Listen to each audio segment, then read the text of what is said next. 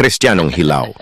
Sino-sino kaya ang mga taong napabilang sa tinatawag na Kristiyanong easy come, easy go, mga bahala na believers, o timang believers, mga kaliwali, at iba pa?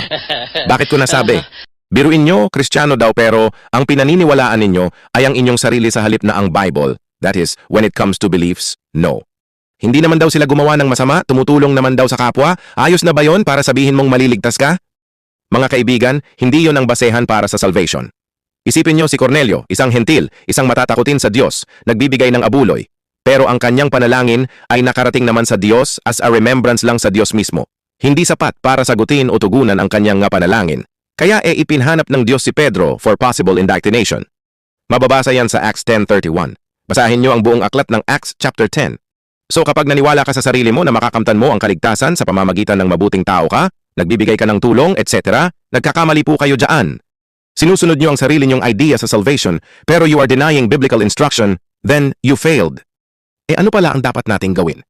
Basahin natin sa aklat ng Galatia 6:2, Galatians 6:2. Mangagdalahan kayo ng mga pasanin ng isa't isa at tuparin ninyong gayon ang kautusan ni Kristo.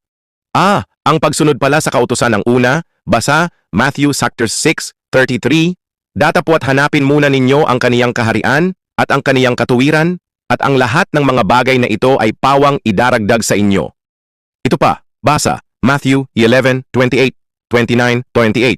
Magsiparito sa akin, kayong lahat na nangapapagal at nangabibigatang lubha, at kayo'y aking papagpapahingahin. 29. Pasanin ninyo ang aking pamatok, at mag-aral kayo sa akin, sapagkat ako'y maamo at mapagpakumbabang puso, at masusumpungan ninyo ang kapahingahan ng inyong mga kaluluwa. Nasaan ang salvation dyan? Yung mga salita nga ni Jesus yon ang dapat nating sundin, nandoon kasi ang lahat ng instruction. In short, yon ang magbibigay buhay, basa John 6:63. Ang Espiritu nga ang bumubuhay, sa laman ay walang anumang pinakikinabang. Ang mga salitang sinalita ko sa inyo ay pawang Espiritu at pawang buhay.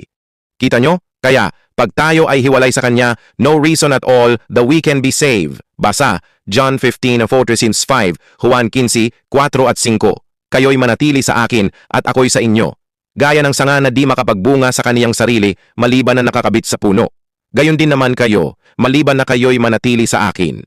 Ako ang puno ng ubas, kayo ang mga sanga. Ang nananatili sa akin, at ako'y sa kaniya, ay siyang nagbubunga ng marami.